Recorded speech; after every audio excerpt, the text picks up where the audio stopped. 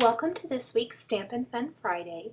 This week I'm going to share how I made this little coloring book card as a card for the Cards for Kids drive. And for more information about that you can click the link on my blog. The first thing I did was I cut a piece of 8.5 by 11 cardstock in half, which if I folded that just directly in half, that would make a standard size card that just opens from the bottom. But what I did was I took a bone folder and my ruler and I just scored it 1 inch from one end so that it has a little score line and flap there. Then I measured up 5.5 inches for the back of the card, scored it again. I'm going to fold that in half. So when it's folded, you can see here, it's folded all up and you can see there's the front of the card. And I'll show you why I did that here in just a little bit. This is going to be the inside pages for the card, and I just cut them a little bit smaller than the back of the card. I think about 5.25 inch by 4 inches. Again, I made, it's kind of, you can't really see it in the video, but I took this little perforating tool from a Making Memories toolkit and I measured up 1 inch and I perforated it. And you can see when you do that, it tears it right out. So when I put the coloring book together, the pages will tear right out. And here are a few of the pages I stamped already for the coloring book, and these are all Sarah K stamps by Stampin'. And I'm just going to take this one here and stamp one of the coloring book pages. I'm using the Fiskars stamp press again because this is pretty much what I use all of the time now, and I love it's really thin, lightweight, and has those great foam feet, so even if it was inked and I had it flipped over, it wouldn't touch my page on accident or anything like that, like a regular acrylic block would. And sometimes I'm clumsy and drop things, so it's kind of nice to not do that. I'm stamping it up with some Tuxedo Black Memento ink, and I'm going to line that up right above that perforated line and stamp the image on my little coloring book page. Make sure I get that pressed on there really good so I have a really good image. And there is my little stamped image. I just think these are really cute little fun images, and on my blog I was explaining I was inspired to do these by a coloring book I had when I was little, and I thought these images they remind me of that, so I thought it would be fun.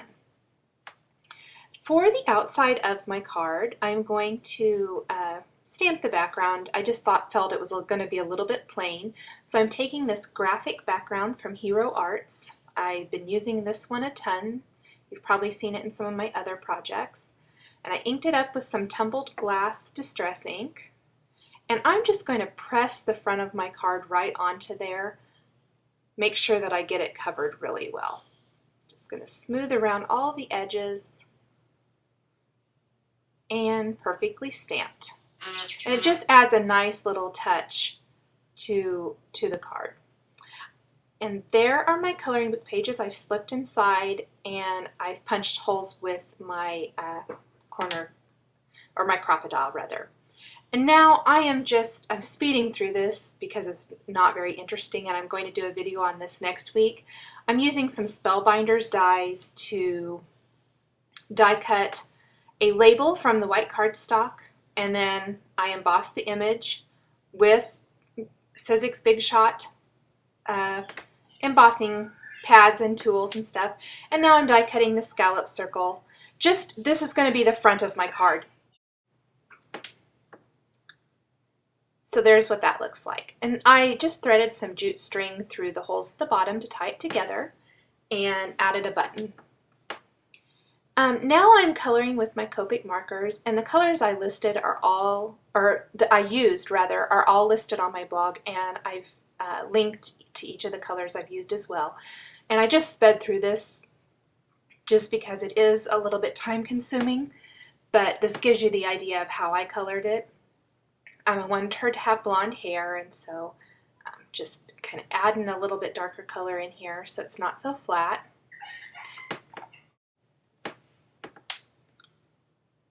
I'm just adding in some shading and some darker color. And now I'm going to color her little bow and her little apron and dress. And I'm doing this, it's going to be red, but you can see that the color I'm using is kind of pinkish. And that's just so that I get some nice shading with the coloring. Going back in and adding some darker colors now, especially where the lines and stuff that from the stamp. I had to use my colorless blender to push some of the color back into the dress where I had gotten out of the line. And now I'm taking yet a darker color and adding even more shading and color to the dress. Go back over it a little bit to blend that up just a tiny bit. And then I took my colorless blender to kind of push some of the ink away for where the dress might be a little bit faded or the light might be hitting it or whatever. And then she's holding this little puppy, and I'm adding some color to him with some brown Copic markers. And then for the shoes, I just used a dark gray and black and a little bit of light gray on her tights there to just add some shading, and also to her shirt. And I added some black back to her shoes, and I'm going to blend that all together. And then I took my colorless blender and added some scuff marks to her shoes, just for a more realistic look. Okay, once I have added all my color, I guess I thought the puppy needed just a little bit darker color there. Added a little bit of shading and whatnot around the image, added even a little dark shading to her dress, and then I adhered that right to my scallop circle. For my greeting for the card, I'm just using a Stampin' Up set that has this little tag, and I'm going to stamp it on a piece of scrap paper. I have this little lined paper, I believe, from Basic Gray, so I'm just going to stamp that. And then I'm going to stamp the For You greeting right on it.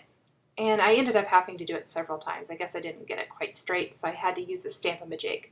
And then there is a coordinating punch for that little tag, and I tied that to the bow at the bottom.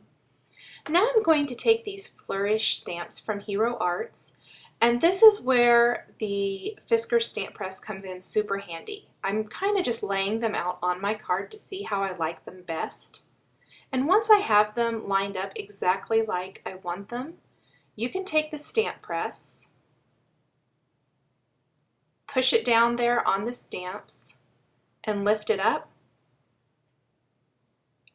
and you have them exactly where you want them. So I can stamp both of these flourishes with one press and not have to remember how exactly I had them or anything like that. So I'm using the Tumbled Glass Distress ink again, and I'm just going to ink those up really good, make sure I got them all covered. And then I'm going to fold out my card flat so that I get a good impression, and line it up. And you can see that it's going to stamp exactly where I had them laid out before. I just love that about the stamp press. It makes it so easy to use. So there they are. And then I did go back over them with a clear glitter marker from Copic to the flourishes, just to add a little bit of sparkle and shine to the card. Thanks for watching. For more information, please visit my blog on July 16th.